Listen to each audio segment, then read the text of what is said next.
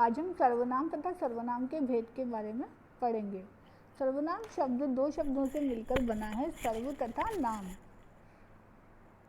सर्व शब्द का अर्थ है सब या समस्त तथा नाम शब्द संज्ञा का पर्याय है। अतः सर्वनाम वे शब्द हैं जो समस्त नामों या संज्ञाओं के स्थान पर प्रयुक्त होते हैं तथा यही प्रकार्य करते हैं जो संज्ञा द्वारा किया जाता है। अब प्रश्न यह उठता है कि संज्ञा शब्दों के स्थान पर सर्वनामों का प्रयोग करने की आवश्यकता क्या है। आप जानते ही हैं कि यदि संज्ञा शब्दों का प्रयोग बार बार किया जाएगा तो भाषा अस्वाभाविक लगने लगेगी। उदाहरण के लिए निम्नलिखित गद्यांश को पढ़िए। अब्दुल के गांव का नाम नौशेरा है। अब्दुल नौशेरा के सरकारी स्कूल में पढ़ता है। अब्दुल के सभी अध्यापक अब्दुल को बहुत पसंद करते हैं। अब्दुल के पिता मौलाना नसीरुद्दीन नौशेरा के पोस्ट ऑफिस में पोस्टमैन हैं। मौलाना नसीरुद्दीन बहुत ईमानदार व्यक्ति हैं।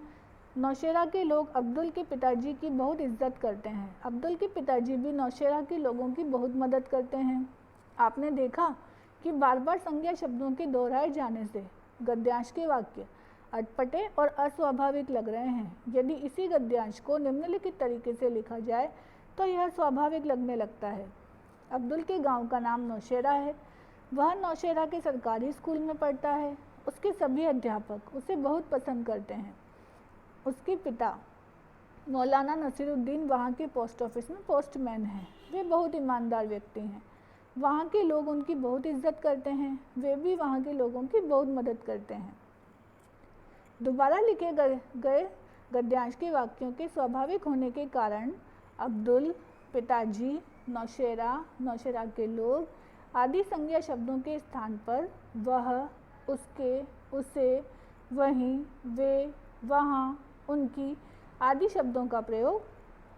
आपने देखा कि संज्ञा शब्दों के स्थान पर प्रयुक्त होने वाले ये सभी शब्द वही प्रकार्य कर रहे हैं जो संज्ञा शब्दों द्वारा किया जा रहा था।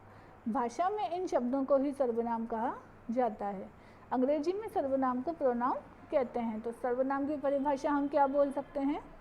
वाक्य में संज्ञा शब्दों के स्थान पर प्रयुक्त होकर संज्ञाओं का ही प्रकार्य करने वाले शब्दों को सर्वनाम कहा जाता है।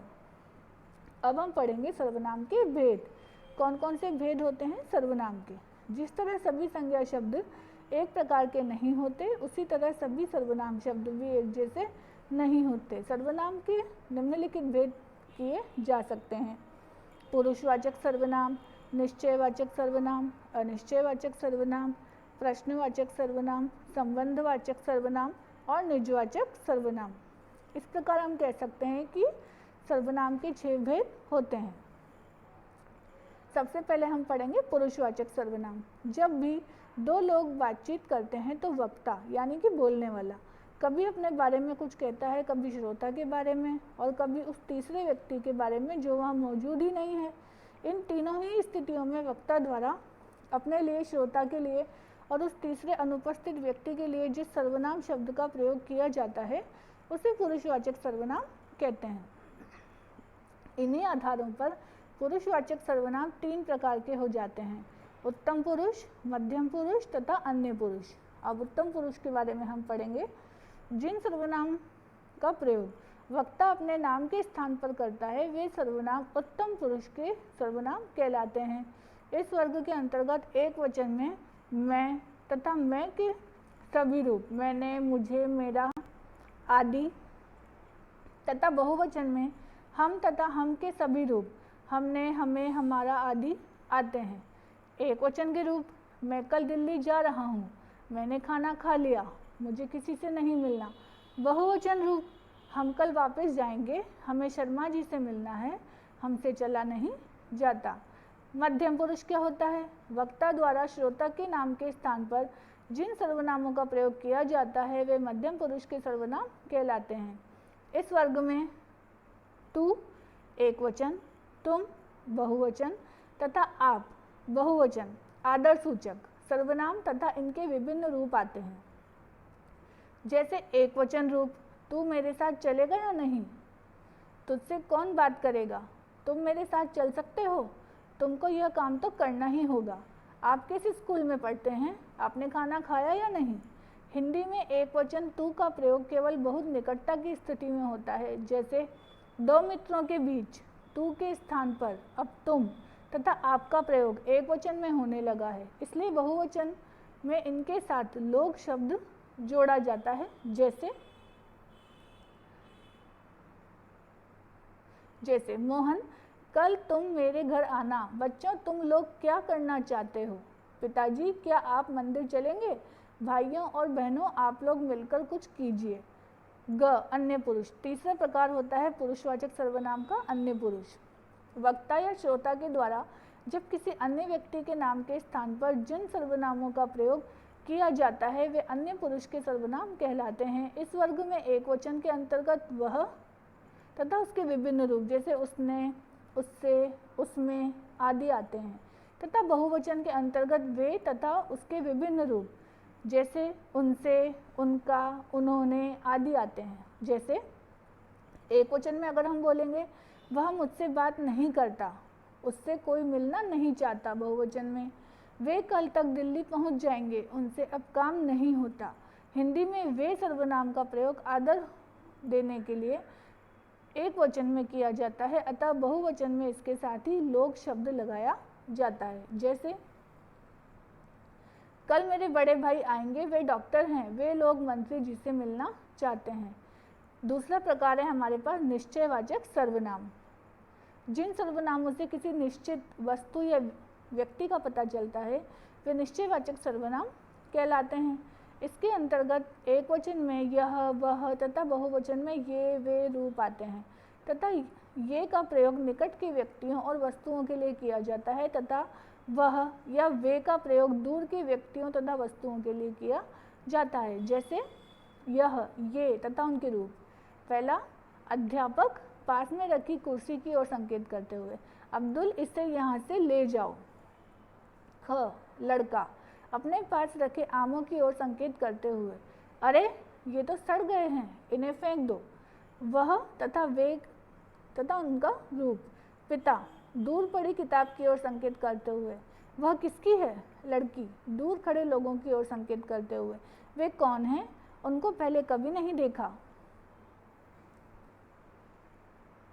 अनिश्चयवाचक सर्वनाम। तीसरा प्रकार है हमारे पास अनिश्चयवाचक सर्वनाम। जब किसी व्यक्ति या वस्तु के बारे में यह निश्चय न हो कि वह व्यक्ति कौन है या वह वस्तु क्या है, तब जिन सर्वनामों का प्रयोग किया जाता है वे अनिश्चयवाचक सर्वनाम कहलाते हैं। अतः अनिश्चयवाचक सर्वनाम वे सर्वनाम हैं जिनसे किसी निश्चित व्यक्ति या वस्तु का पता न चलता है। हिंदी में कोई व्यक्ति के लिए तथा कुछ वस्तु के लिए अनिश्चयवाचक सर्वनाम हैं। जैसे व्यक्ति के लिए शायद दरवाजे पर कोई खड़ा है, आपसे मिलने कोई आया है। बाजार से कुछ लेते आना, ओढ़ने के लिए मुझे भी कुछ दे दो। चौथा हमारे पास प्रकार है प्रश्नवाचक सर्वनाम। कई बार किसी व्यक्ति या वस्तु के बारे में मन में प्रश्न उठते रहते हैं कि वह व्यक्ति कौन है या वह वस्तु क्या है। ऐसी स्थिति में उस व्यक्ति या वस्तु के स्थान पर हम प्रश्नवाचक सर्वनाम का प्रयोग करते हैं। हिंदी में प्रश्नवाचक सर्वनाम हैं कौन, क्या, कौन सा, कौन सी।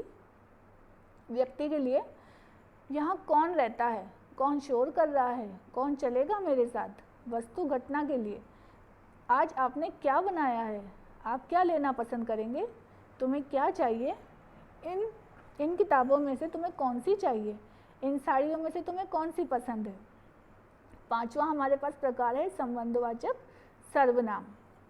मिश्र वाक्यों में एक प्रधान उपवाक्य होता है तथा शेष आश्रित उपवाक्य। कुछ सर्वनाम ऐसे होते हैं जो आश्रित उपवाक्यों को प्रधान उपवाक्य के साथ जोड़ने का कार्य करते हैं, इनको संबंधवाचक सर्वनाम कहते हैं। हिंदी में जो तथा जिसे संबंधवाचक सर्वनाम है। जैसे वह लड़का चला गया जो अक्सर झूठ बोलता है, वह किताब फट गई जिसे तुमने दिया था, वह मकान गिर गया जिसकी दीवार कच्ची थी, जो चोरी करता है वह अवश्य पकड़ा जाता है, यह वही लड़की है जिसने सामान चुराया था, यह वही कमरा है जिसमें मैं पहले भी रुका था। छठा और आखिरी हमारे पास सर्वनाम का भेद है निजवाचक सर्वनाम। निज निज शब्द का अर्थ होता है अपना। निजवाचक सर्वनाम वे सर्वनाम हैं जिनका प्रयोग वक्ता के द्वारा वाक्य के कर्ता के लिए किया जाता है। हिंदी में स्वयं, खुद, अपने आप ही आदि निजवाचक सर्वनाम हैं। जैसे अब इस काम को वह स्वयं करेगा, वह खुद खाना बना सकती है। तुम अपने आप अपना काम क्यों नहीं करते, वह अपने आप अपने कपड़े धोता है। तो ये हमने सीखा कि वाक्य आप अपनी पुस्तक में से पढ़ेंगे ताकि आप पाठ को वापस से एक बार दोहरा लें। और पाठ का सार हम एक बार देख लेते हैं। सर्वनाम, सर्वनाम की परिभाषा। जो शब्द संज्ञा के स्थान पर प्रयुक्त होते हैं वे सर्वनाम कहलाते हैं। उदाहरण मैं, हम, तुम, वह आदि। सर्वनाम के प्रकार, पहला है पुरुषवाचक सर्वनाम। उत्तम पुरुष बोलने वाले के लिए मैं, हम, मुझे, हमें, मेरा, हमारा, मैंने, हमने आदि। मध्यम पुरुष सुनने वाले के लिए तुम, आप, तुम्हें, आपको, तुम्हारा, आपका, तुमने, आपने आदि। अन्य पुरुष किसी अन्य के लिए वह, वे, उसे, उन्हें, उनका, उसका आदि। निश्चयवाचक सर्वनाम यह, वह, ये, वे आदि। अनिश्चयवाचक सर्वनाम कोई, कुछ, किसी, कहीं आदि। प्रश्नवाचक सर्वनाम कौन, क्या आदि। संबंधवाचक सर्वनाम जो, सो, जिसका, उसका, ज्यों त्यों, जैसा, वैसा आदि। निजवाचक सर्वनाम स्वयं, आप, खुद, स्वतः आदि। तो ये हमने पूरे पाठ का सार आपको बताया है। आप इन शब्दों का अभ्यास करें, वाक्य में प्रयोग करके इनका अभ्यास करें और याद करें। धन्यवाद।